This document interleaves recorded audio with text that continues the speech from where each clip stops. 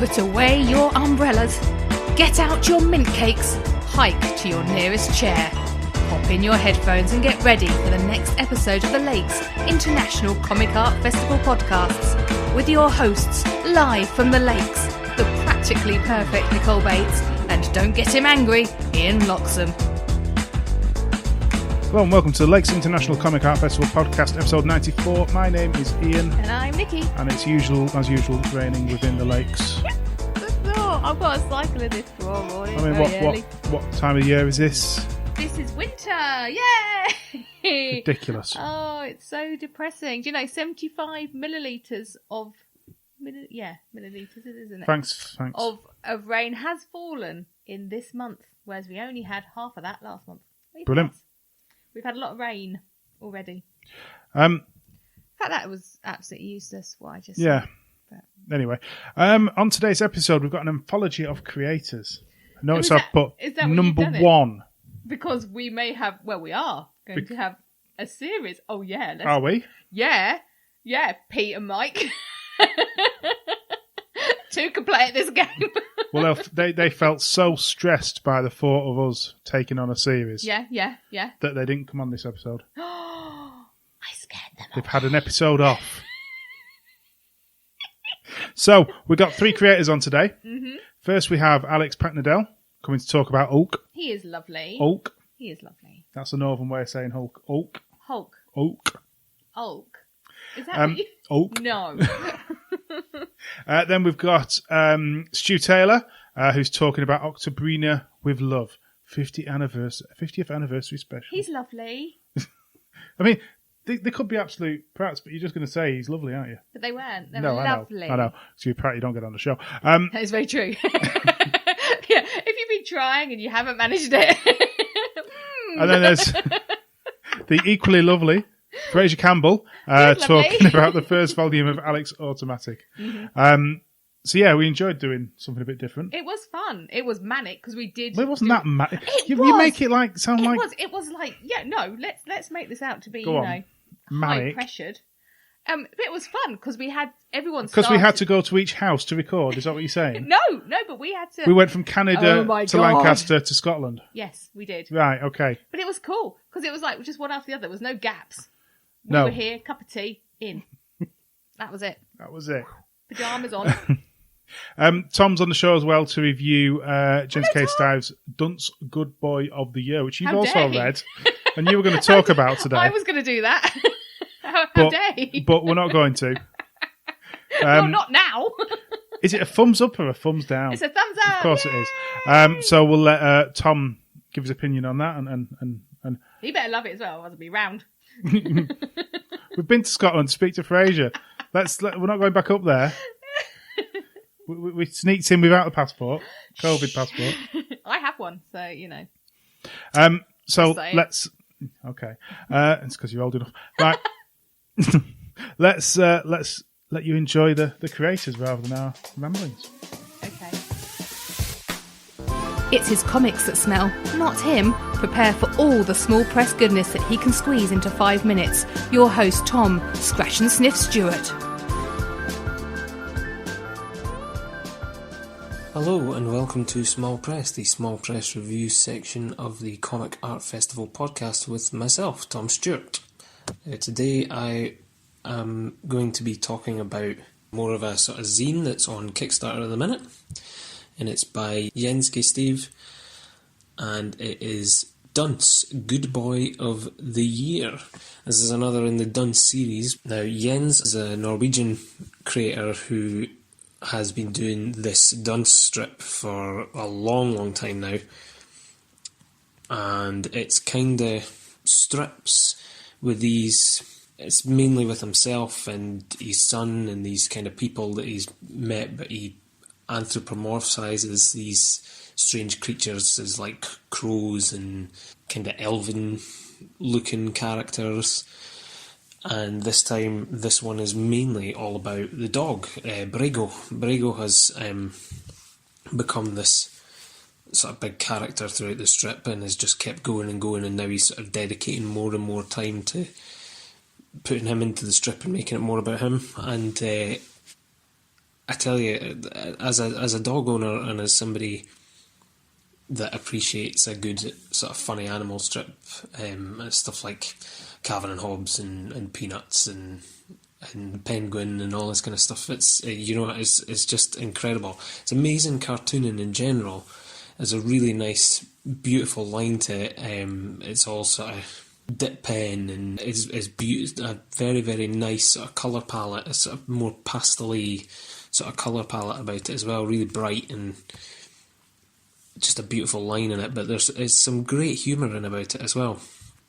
Just these sort of short strips, but some of the strips, it's mainly 4 panels on a page, but he sort of plays with it every now and then. You get sort of a 1 up, 1 down on it, or there's sort of 3 on a page or whatever, but it sticks to the same kind of page format and everything, so you're not getting lost. And some of these strips are only 1 page, and some of them are a few pages, maybe 5 or 6 or something. It maybe follows a story, like there's a particular story in it about when the main character's going on holiday and Brago's being put into a kennel, or a doggy hotel as he likes to try and glam it up. There's a good joke about that. And that goes on for a number of pages. That goes on for 7 pages, that one. It's nice and broken up in between. There's little illustrations and stuff in the front and back and in the middle to kind of break it up a wee bit. It's only a shorter sort of zine, this one. It's not like his sort of big collections that he had before, so it's only somewhere just above sort of 20 odd pages. I think it's 28 pages if I remember rightly. I can't find the info at the minute. But it's actually funding on Kickstarter at the minute. Dunce Good Boy of the Year, a new collection of award-winning dunce strips by Norwegian artist Jens K. Steve, featuring the intellectual and sneaky dog Brago. I don't know if it's Brago or Brago, but I'd say it's Brago when it's there. But it really captures what it's like to have a dog.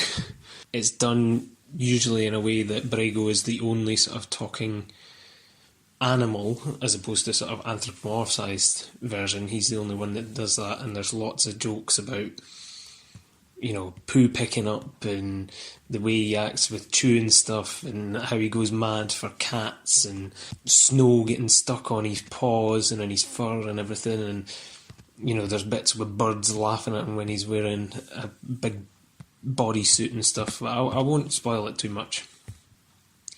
Really great composition. Jens obviously really knows what he's doing. He's been doing these strips for ages now, so you know what you're going to get. You're going to get a good solid strip.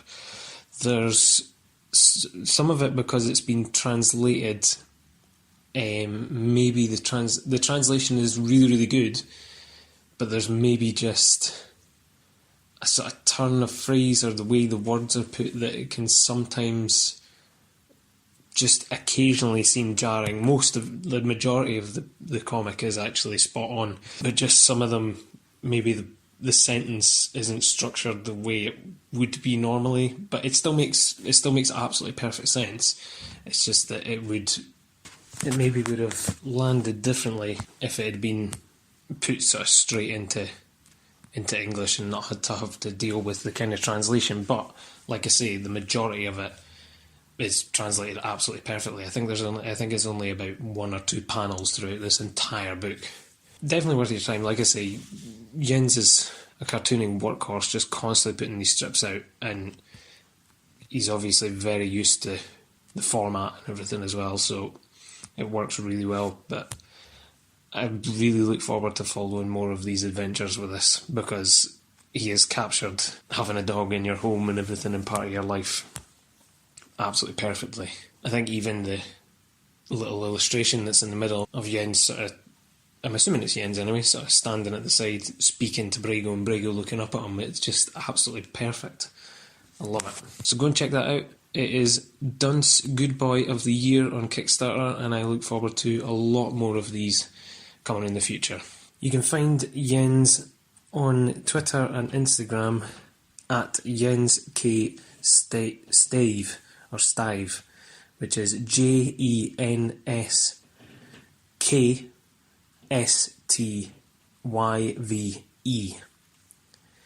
You can also find the strips at Dunce Comic, DUNCE Comic. You can also check out his website at gensk.net, JENSK.net,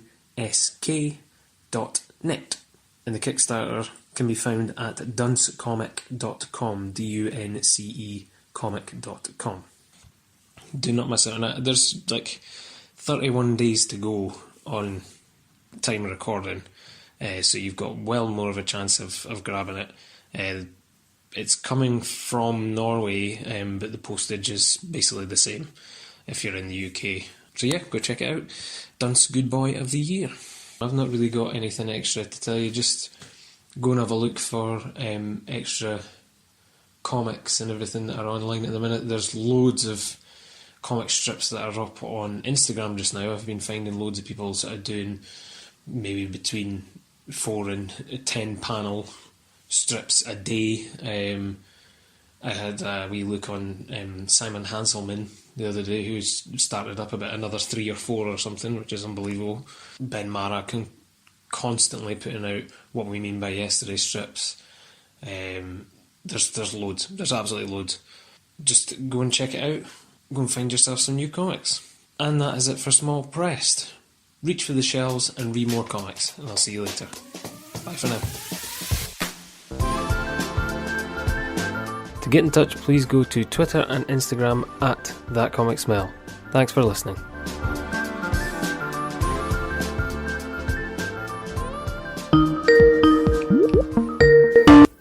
Hello. Hello, Alex. How are you doing? I'm all right, thanks, guys. How are you? Not so bad. We're all right, aren't we? We're all right. Yeah. Because it's been a lovely weekend.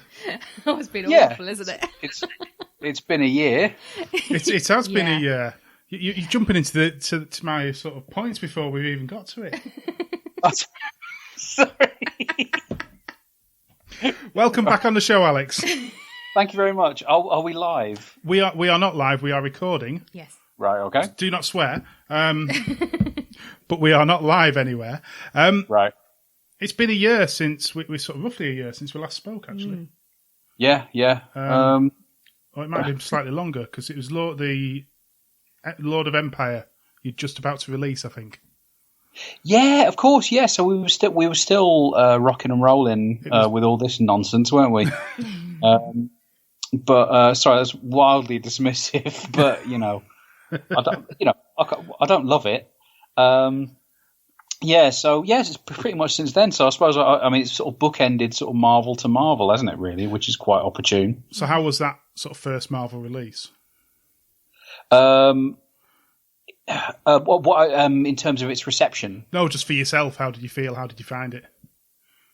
I loved it. I mean, I could be too cool for school and go, yeah, well, it was boring. It was part of my life, but I mean. My dad raised me on that stuff, Yeah. I was taught to read with Marvel Treasury editions, It was really emotional. I won't lie. It was really emotional. And like I bought I didn't buy it all. No, Alex Linz, who drew that first issue, the Celestial Messiah one. Mm-hmm. He did this really nice sort of time-lapse page where you had sort of characters moving through an environment. And like my dad and I have been sort of nerding out on various – because, I don't know whether you read the issue, but it was set on the blue area of the moon, where like loads of – like where the Watcher lives, and it's where like Jean Grey died and stuff, but it used to be a kind of Kree outpost and stuff. And my dad and I were kind of, because he's got all those issues, so he was sort of my sort of research buddy. Like Alex actually sent me that page. So I haven't had a chance yet, but we're heading up to, we're going to stay in, we're going to stay in a hotel in Windermere. I know, right? But it seems fair enough. We're half an hour up the road, but we're just going to stay in a hotel in Windermere for a week, and my parents are coming up, and I'm going to give him that page, and that's going to be a thing, because. What can I say? It was a profound bonding moment, you know. That's nice. It's lovely. We're going to stay up in Keswick for a night, so we can't laugh at that. To be fair, that's true. I mean, do you know what? Like, why not? You know what I mean? It's right there on the doorstep. It's an absolute delight. There's no, why not? I mean, good, more power to you. I mean, isn't it great though that like if you're worried that you've left the gas on, do you know what I mean? You don't have to go, oh God, we've got to go 4 hours down the M6. Well, we're leaving two teenagers having a night on their own, so yeah, I know you're not at that actually. stage, so we won't say anything. Yeah. That freedom. Yeah. 17-year-old, 18-year-old freedom. So locking up the drinks cabinet then. That's the one. Yeah, oh goodness. So what have you been up to then this past year, comics-wise? Comics-wise? there was Giga, which it's still coming out.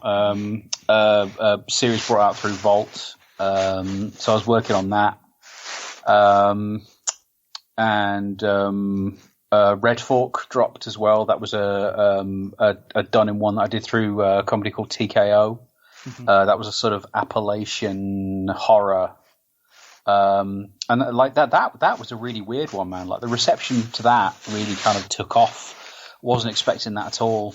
But for some reason it was set in sort of it was weird. Like it was a horror story set in a sort of a mining town in West Virginia. But a lot of the stuff that I used in it was, as you can imagine, I was using our experience, or at least, not our experience, but certainly the experience of sort of, the Welsh collieries in the Northeast and, the stuff with the NUM in the 80s. I just sort of ported a lot of that across, just because I thought it was still relevant. Yeah, like I think it might have been the best thing. Might be the best thing I've done today. I don't know, but yeah. So yeah, I had two things come out. Giga's still coming out, and then this Marvel one shot's coming out, which is quite nice. So tell us a bit about that then. Oh yeah, okay. I don't have a pitch. God, yeah. Okay, so basically, it's an Immortal Hulk one shot, and as Al Ewing's run sort of draws to a close, what we're doing is basically projecting because one of the things that Al introduced in his Hulk run is this concept of the green door, right? Which is basically, he sort of moved the Hulk from being a sort of science-based entity to a sort of quasi kind of magic-based entity, in the sense that, like, the gamma bomb opened this thing that Al called the green door, right? Which is sort of a portal to this place called, the place below all things. Which is where the kind of gamma monsters all kind of draw their power from. And so what this one shot does is kind of project that idea of the green door back to effectively the sort of not the dawn of humanity, because that's a long, long time ago, but certainly the dawn of kind of settled civilization. So it's set at 9,500 BCE in Jordan, so right in the Fertile Crescent in the Levant, right at the point where human beings are sort of abandoning hunter-gathering and starting to sort of grow crops and stuff like that. And it's basically, we're calling it the sort of the original Hulk. There's another Marvel character. There's a Starbrand Hulk that Jason Aaron's introduced in Avengers. That's from the Avengers of 1,000,000 BC, but that Hulk is actually it's a Neanderthal who was given the Starbrand, so it's a Hulk like sort of analog, but it's not a kind of it's not a gamma mutate. So this is the first kind of gamma mutate that we're dealing with here. And how can you imagine how your 10-year-old would be feeling knowing that you were going to write for the Hulk? I mean, of all the things you've written, it's one of those characters, isn't it? Do you know what? It's a weird one because like I hope this is a sales pitch, but it's also truth. 10-year-old me wouldn't have been allowed to read this. It's really, really disgusting. It's like it's a lot, you know. Like, I mean, I'm amazed they let us get away with this.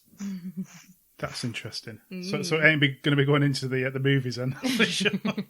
Well, no, I mean, it might in sort of vastly attenuated form. I don't know, but I mean, there's some preview pages up right now, and there's, as a description of, like, you know, I think it's page 4.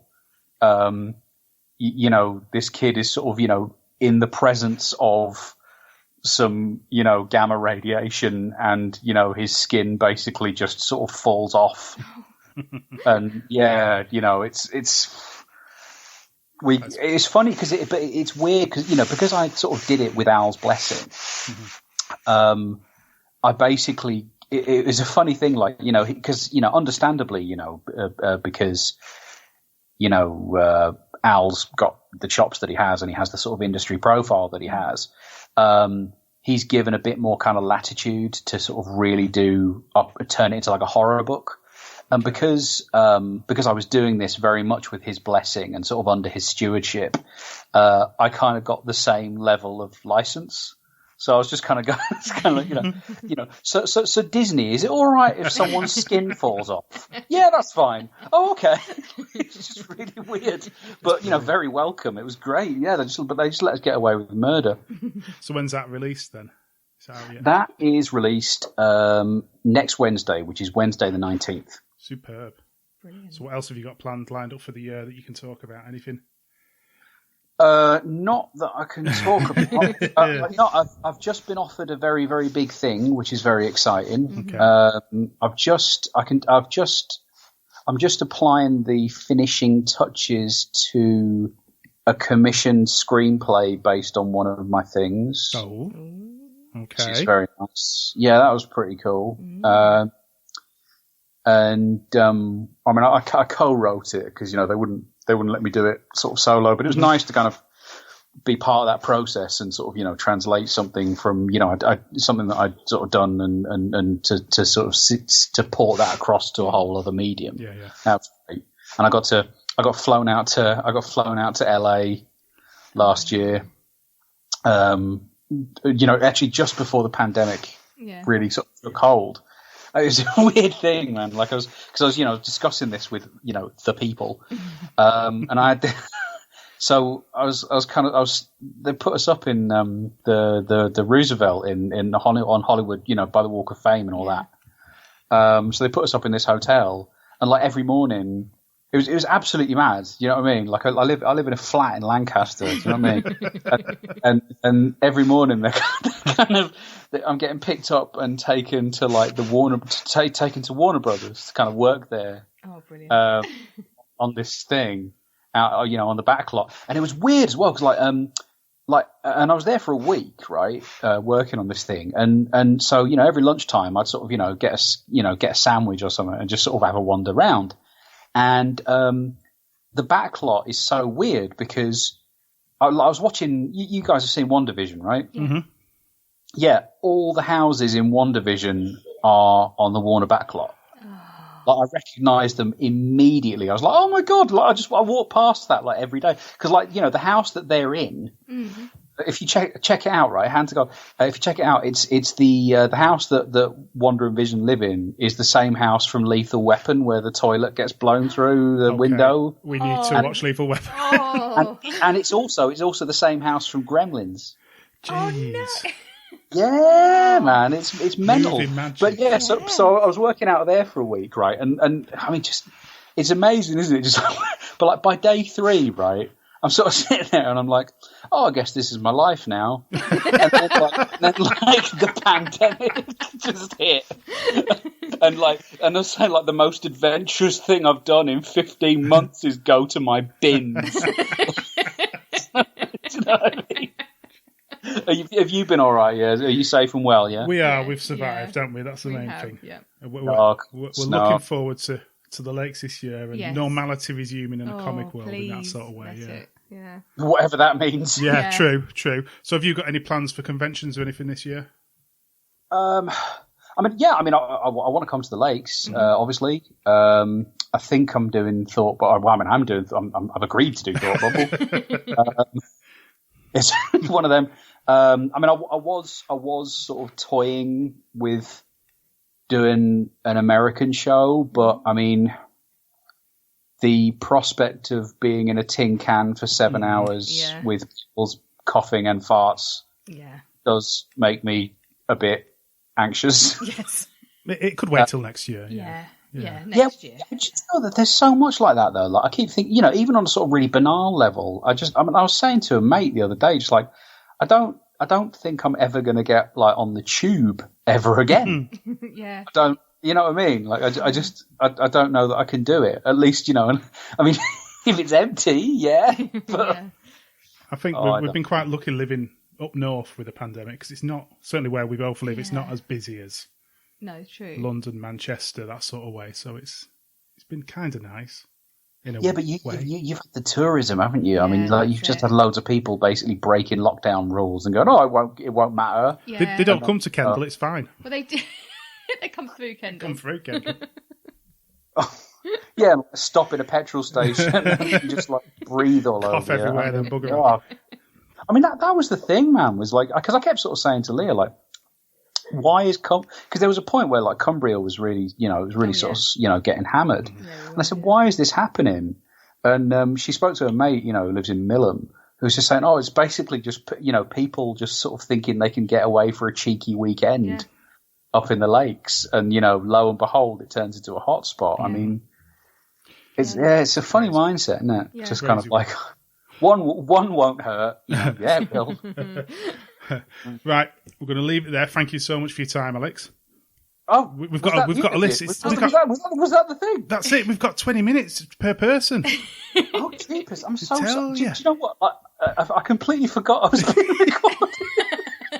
So sorry. No, it's brilliant. Have you got anything else you want to shout out before we jump off? I love my mum. You love your mum? Yeah, there you go. Well, make sure she listens. Yeah, on a regular day trip somewhere. Listen to this podcast. I'm sure she does. I don't know. You have me on the spot. Thank you so much, guys. I really appreciate your time. And we hope to see you at the lakes, if not before. No, you absolutely will. You absolutely will. Thanks ever so much. Thank you, Alex. Speak to you soon. Cheers. Bye. Hello. We're going audio only, if that's all right, just to keep the connection. Yeah, that's fine. I'm going to turn my video off then, so you don't have to see me drinking a cup of tea. Also, I'm in pyjamas. You don't want to see that. I was going to say I am too. That's fine. There's no shaming here. It's Sunday. You ain't seen our pyjamas. Makes it sound so wrong. I don't wear pyjamas. Like matching onesies are in or something. Oh, no, very we're not. nice. We're really not. That's a mental picture. I've recorded all that. That's great. That'll do nicely. Right, let's get straight into this. So, Stu Taylor, tell us a little bit about yourself. So, I am a director of a PR company, a video games PR company, primarily. And I've been sort of dabbling in comics for the last 25 years. Mm-hmm. It's been a while since I've had something published, but I used to write for Games Workshop's Warhammer Monthly in the early 2000s and had a Hulk strip published in a kids Marvel UK title.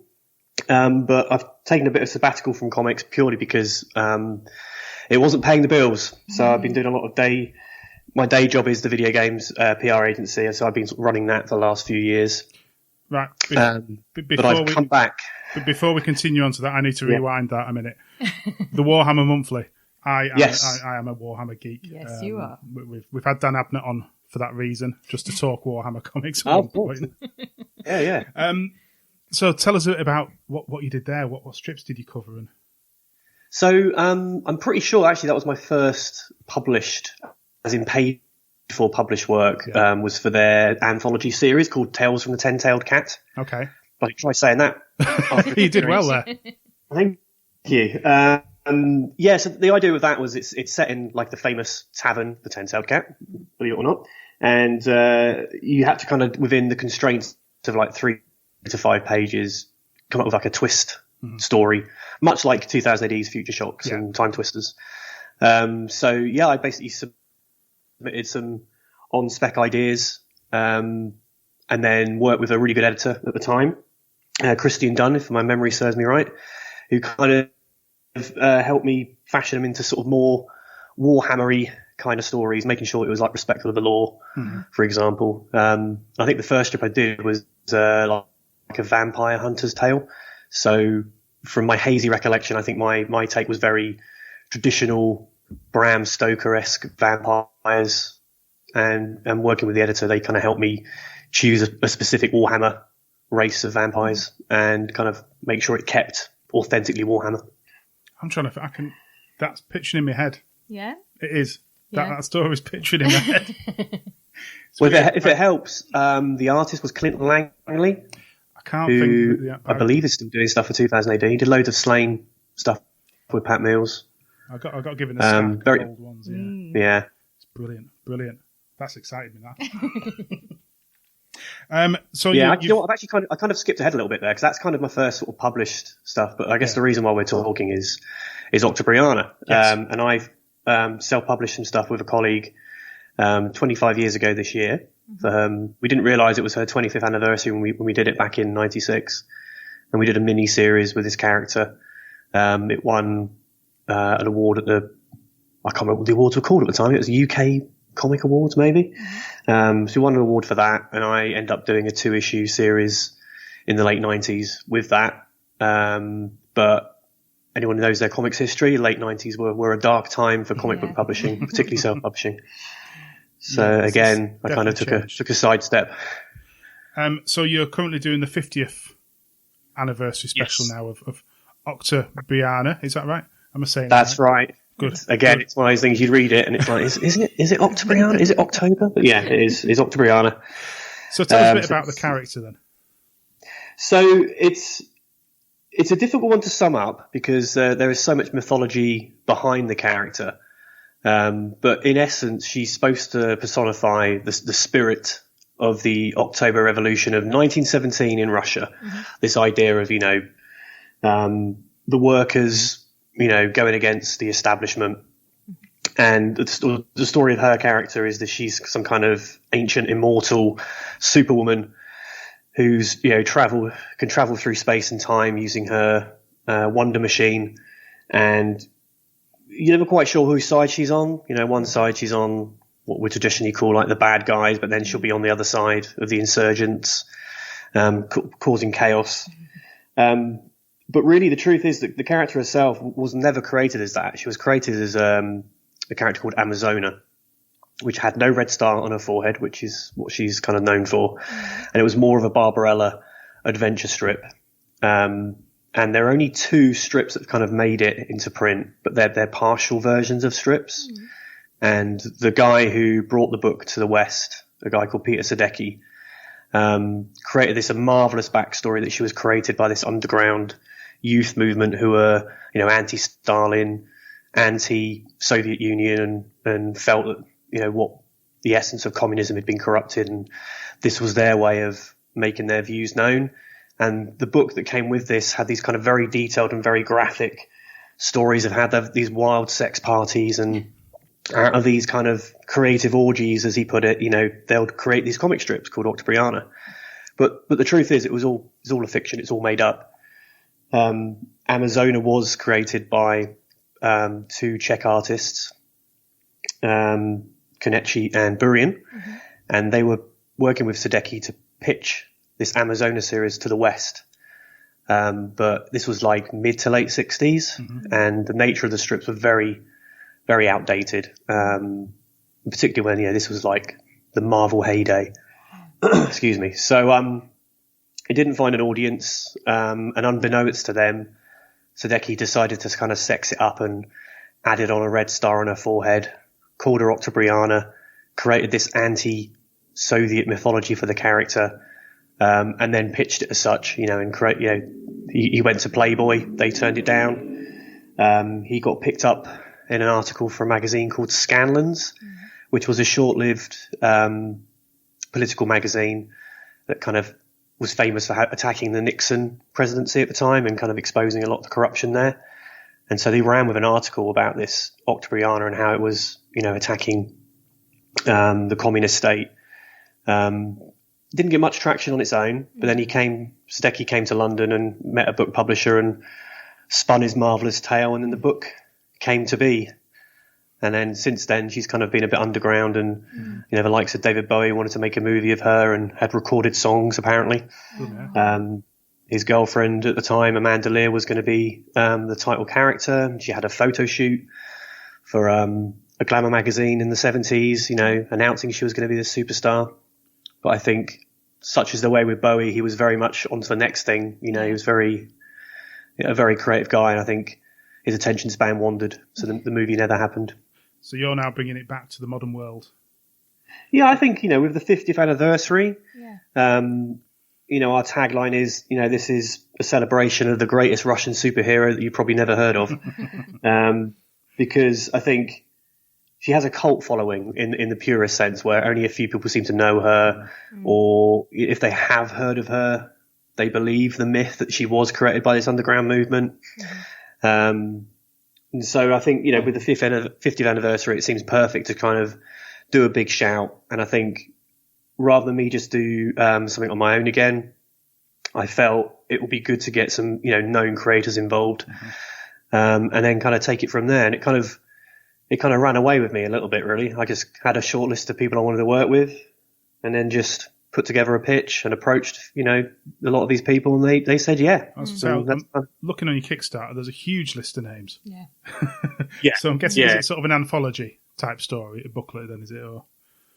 Yeah, I mean, it is an anthology where it's a series of stories that have different creators' takes on the character. I mean, a lot of it is written by me just because it was trying to get it off the ground and having a concept. And there is like a framework where the first story, illustrated by Simon Fraser, kind of sets up who Octobriana is, and her nemesis Baba Yaga, who she's fought through the centuries, and then through a storytelling technique, it allows us to go into some other stories of the character. So we've got like Stephanie Phillips, who's currently writing Harley Quinn, has got a World War II tale illustrated by Mark Lamming, and we've also got Andrea Towers, who's famous for a book called Geek Girls Don't Cry.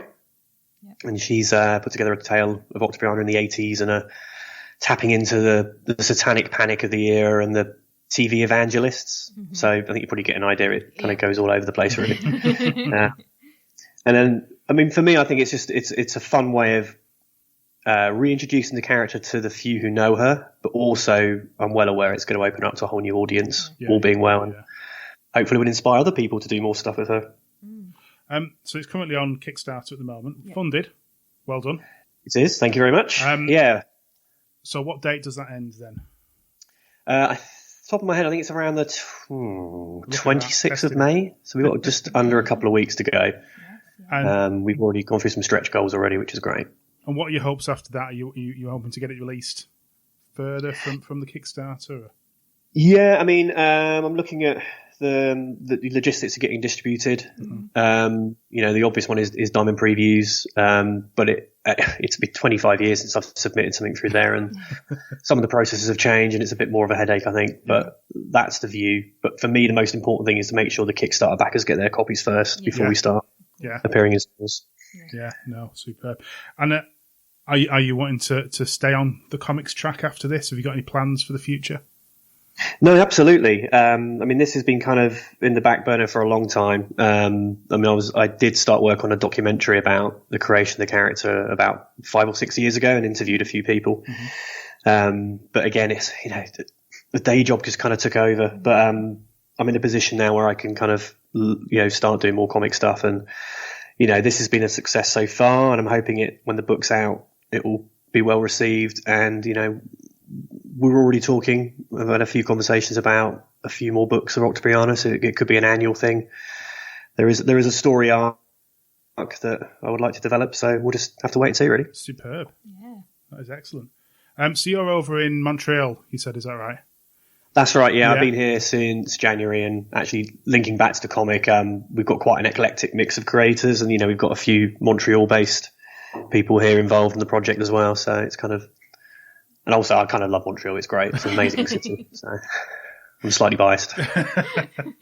So what are your plans then going forward in regards to comic events? Have you been over there, got involved in comic events in the past, or is this something just... Do you know what? I kind of just timed it wrong. I came over last year for an extended period, and then obviously COVID happened, and I had ambitions of being at Montreal Comic Con in the summer, but obviously that got canned. It doesn't look like it's happening this year. I think once things loosen up, I certainly want to be at more shows. It will be a great opportunity for me to actually meet some of the creators who I'm working with on this project. And if things do loosen up by the end of the year, I'd like to kind of do a mini Octobriana tour. I think that's the ambition. We'll see how it sounds goes, fun. But yeah, that's all. It sounds fun. Yeah, well tour.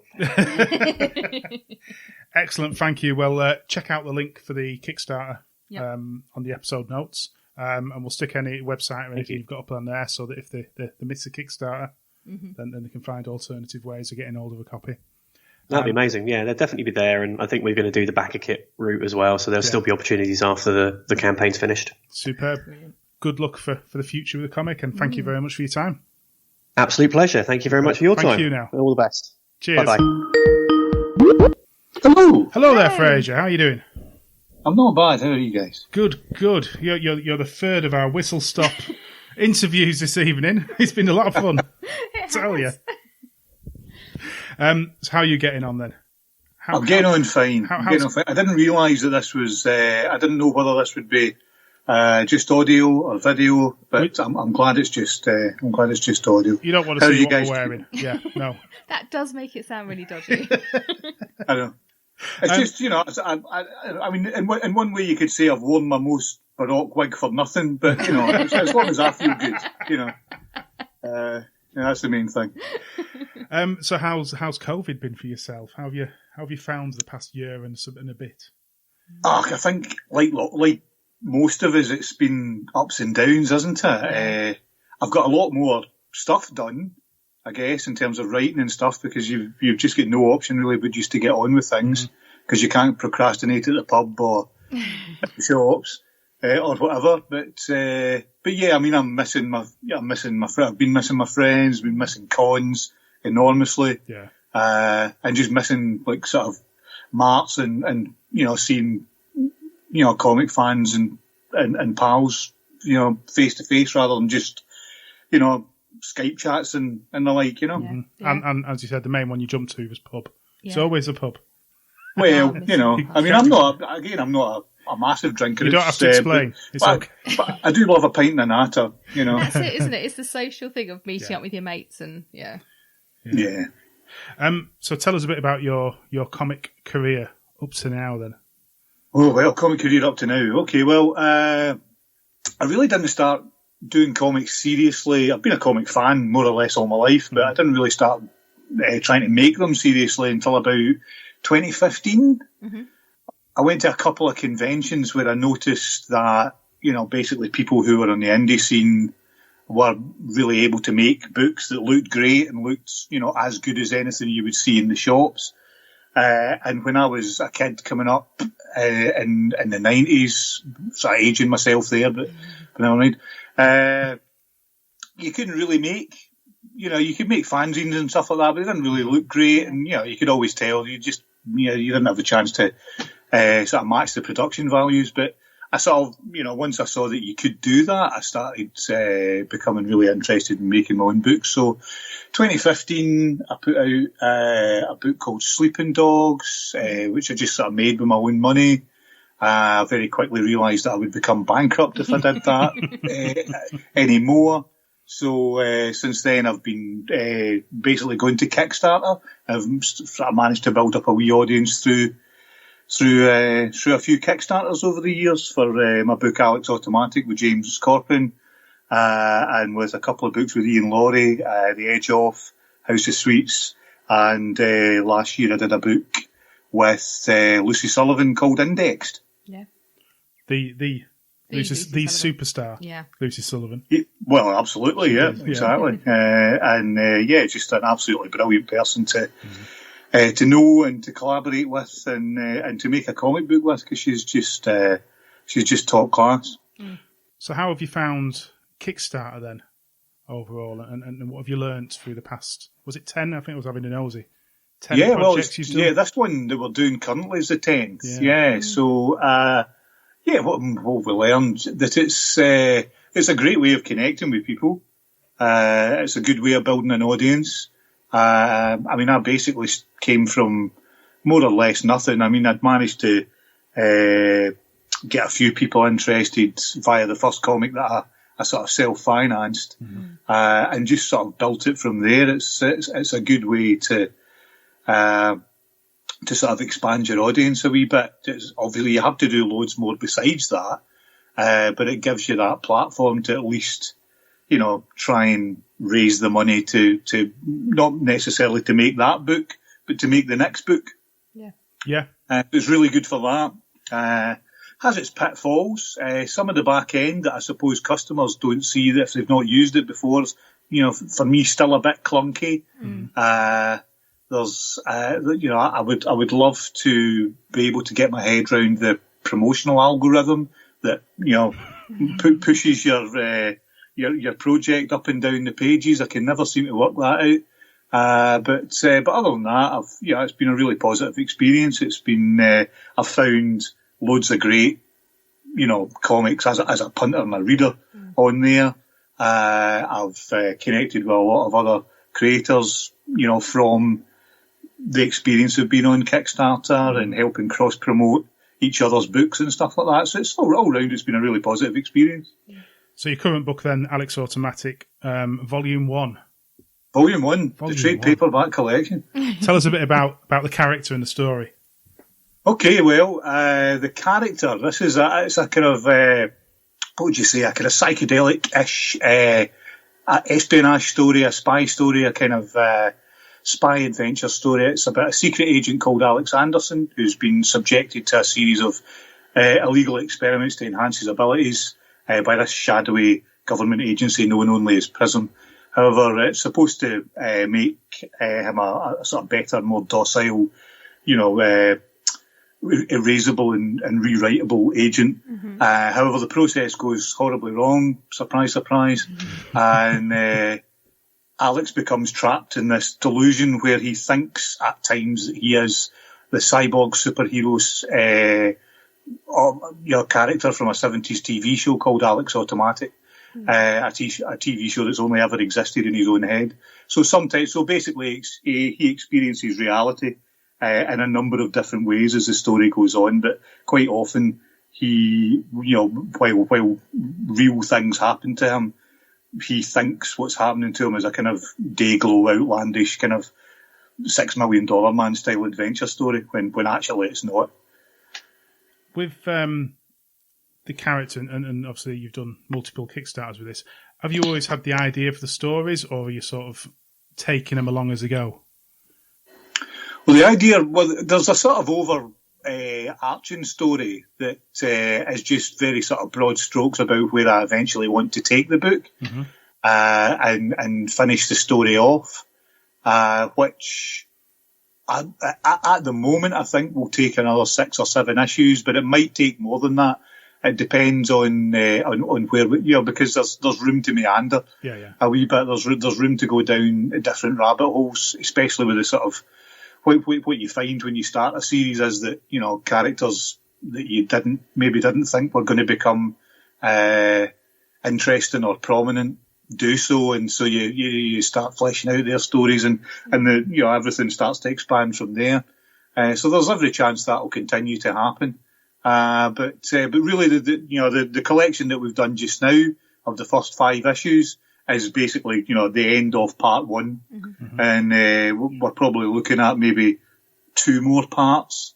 So, as I say, it just depends on how many issues that takes me to wrap that up.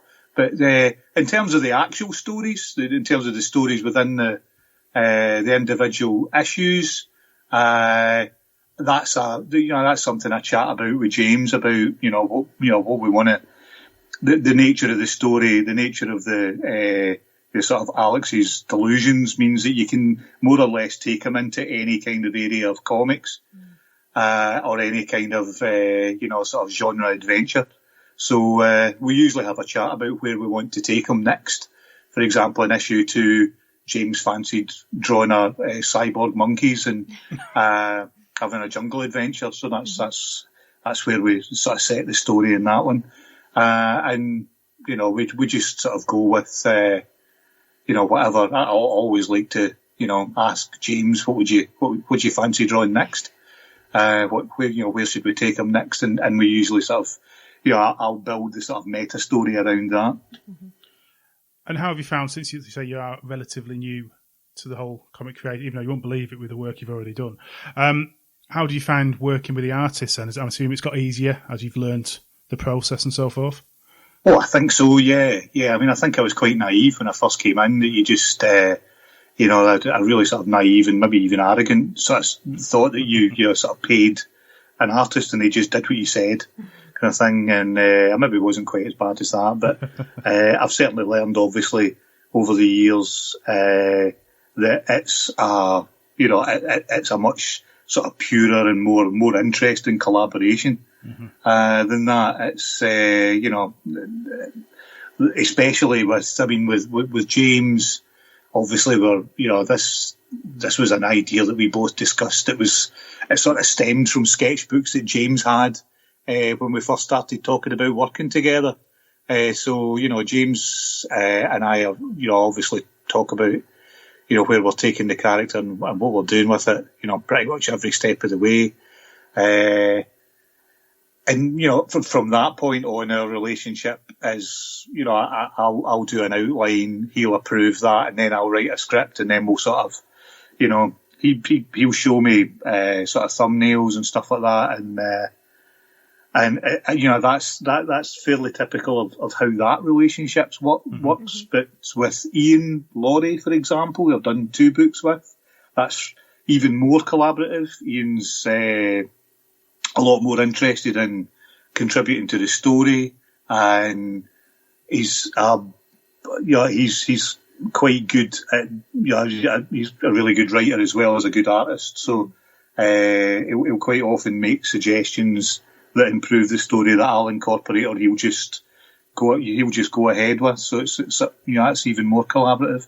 And same with Lucy. It's a really collaborative process, and all the better for it. I think that's probably the thing that I've learned is that you're kind of like, it's a horrible analogy, I suppose, but you're kind of like a showrunner of a TV show. Mm-hmm. If you're doing, because you're not just writing the book, you're basically trying to take the book to Kickstarter and make it and sell it and all that kind of stuff. So you're basically managing the project, if you like. Yeah. Again, not really a great analogy, but so there are various different ways that people like to work, and my job, I think, is to try and make everybody feel as comfortable as possible, and accommodate the talented people I need to make my books real. So that's my job, just to try and facilitate the project, I suppose, to make it sound like a boring marketing report. But that's really how I see my role. Yeah, no, as well as writing it. Well, yeah. I mean, that's that important bit as well. That's the fun part. That's the fun part, doing actually getting to. I mean, that's what's brilliant about comics. You write these words on a page, and then a magician comes along and makes it real, and makes it look amazing. Whereas before it just lived in my head, and that's why I always have the greatest admiration and respect for people who can do that. I can't draw to save my life. My stick men, you would never even be able to distinguish what they were, but my artwork's so terrible. But so it's a kind of alchemy to me, making comics. You just take nothing and turn it into something. It's a brilliant thing. I must admit, even stickmen, tut and draw, these stickmen are amazing, and I can't. You just think, how do you make a stickman look so interesting?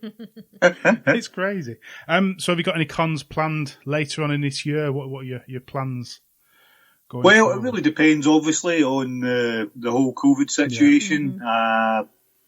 But yeah, I mean, I usually go down to Thought Bubble. But so I'm booked for that. Fingers crossed it'll go ahead. Other than that, not really. I'll just see how. I mean, most of the conventions up here in Scotland have been postponed for another year. Right. So most of the bigger ones, there are a few sort of smaller events going on. So you never know, I might turn up at one of those. Yeah. But I'm anxious to get back out there. I mean, that's it, conventions and seeing all your sort of creator friends and actually getting to meet folk who are good enough to put their hands in their pockets for your books is, it's a wonderful thing. So I'm really looking forward to getting back to it. Superb. So how long we got to go then on your Kickstarter? When does that end? I'm bringing it on myself. We have. Let's have a wee look. 13 days to go. I beat you to it. 13 days to go, yes. It finishes on the 30th of May. So far, we made target this week, which is great. So the book's definitely going to get made, which is always a weight off. And we set, obviously, because the production costs, because this is a graphic novel this time around, production costs are higher than the usual books. So we set it quite high. So we're really glad to get that sort of in the bag with 2 weeks to go. So we've just set our first stretch goal, which is James and I are going to do. There's a 12-page extra story with the trade paperback that sort of sets up the next arc, and we're going to do a wee sort of director's cut version of that for backers as a wee extra if we hit 8,000 before we close. Superb. That's brilliant. Well, check the link on the show notes, and I'm sure it'll be available at a con near you. Yes. Down the line. It will be, yeah. I mean, this is the point of doing this, obviously, is just to raise the funds so we can do a nice, decent-sized batch of these books so we basically never have to order them again. And never have to have, pallets of heavy books, turn up at my house. The last time I had a guy dropping comics off at my house, he was genuinely disgusted by how heavy the boxes were. So, he's going to be more annoyed this time then. In one way it would be funny if it was the same guy, yeah. But yes, this one's good. This is a chunky boy. This is going to be 228 pages. So it's going to be a decent sized book. So if any of your listeners are interested, the page is there. Just go into Kickstarter and look for Alex Automatic. You'll find it. And have a look at the page and see if it's something that you think you'd be interested in. Superb. Thank you so much for your time, Fraser. No bother. And we'll hope to see you at Comic Con soon. Yes. Maybe even four bubbles. Cool. Great Thank stuff. you so much. No bother. Thanks for talking to me. Cheers now. Bye-bye. Bye.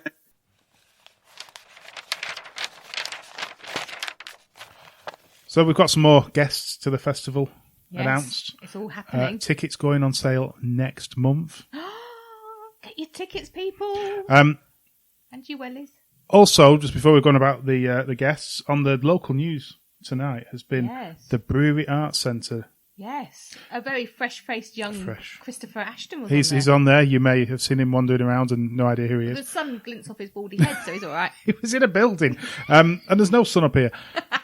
So if you've been to the festival before, you know the Brewery Arts is sort of the heart of the festival in regards to the events and so forth. Yeah. And it's where a majority of the stuff goes on in there. And it's, events, isn't it? Yeah. They've basically had a £1 million renovation thrown upon it. So it's now not got seating in the cinema from the 60s. True. It looks it comfy. Does look quite nice. Neat, tidy. Yeah. Because it's got to be hard for these small venues to keep up with your multiplex cinemas and stuff. It can't. It has to do something slightly different. And if it goes down this route, then you've got like a slightly more luxurious experience. Well, I'd say it's matched those quite easily now. That's the main thing. And it just looks a lot nicer. It looks nice. I think we should hire out that little one with the plush sofas on and watch a film. To watch He-Man. He-Man, that's what we need. The new cartoons. The old one? Oh. Not Dolph Lundgren. No, the new animation. It looks amazing. Absolutely amazing. Oh, we'll have to take our Netflix subscription down there then, or whatever it's coming on. It is Netflix. You could have stopped, just gone with that, and that's like you knew what you're talking about. It was. For a moment there, it sounded like I knew. Right, so some more guests. Right, there's a big surprise on this one. Charlie Adlard's going to be at the event. No. Yes. Steady. Sorry to tease, but he's there every year. Good old Charlie. He's lovely. He's lovely. Animation director, comic artist and illustrator Maria Borkland. Go with that. That sounds good. Yeah. 2000 AD and Doctor Who artist and comics archivist David Roach, cartoonist, illustrator and writer Kate Charlesworth, who we chatted to last year. I think it last was. year. Don't. It was last year. And Nimmo Award nominated storyteller Zeke Nelson. Some of the new guests announced. Also Neil Cameron and Oliver Kugler. Yeah. And Luke and Steve McGarry. Again, Coming. never been here before. We are teasing now. We are. They're lovely. They're doing an alliance with the National Cartoonist Society this year, which will be launched either side. And the event either side of the world. Of the pond. And the event Battle of Toons will feature well-known comic creators from both sides of the Atlantic. Now, what they are doing as well, is keeping an online side going, which is what we always thought they should do. Yeah. To run alongside the festival. So yes, yeah. That could be John interesting. Freeman says it's like a hybrid festival now. So it's like the new cars. Then. Yeah, you plug it in. Plug it in, and if you run out of electricity, you just stick a bit of coal in the back. Yeah, it's fine. Or have a cow pull it along. Either of these things could work. For I the was thinking north. Hamster. Oh, cows, sheep. Come on, get it right. Bit of sheep power. So yeah, all good. We'll hear more and more as we're going along, but it's slowly. It slowly feels coming like out. it's going to come out with a bang this year. Do you know what I mean? They're really ramping up everything up. I feel like this is the Lakes Festival turned up 100. Oh, I don't know. That's something they can use in their tagline. Nicky said. Nicky says. It's Nicky like says it's the turned Lakes at Festival 100. turned at 100. Right, well let's leave these lovely folks to it. And make ourselves a cup of tea and put our feet up. Oh yes, please. Cool. I'm wearing my Christmas pajamas on. This is what the weather's done to me. Thank you very much for listening, and we'll see you next time. Bye.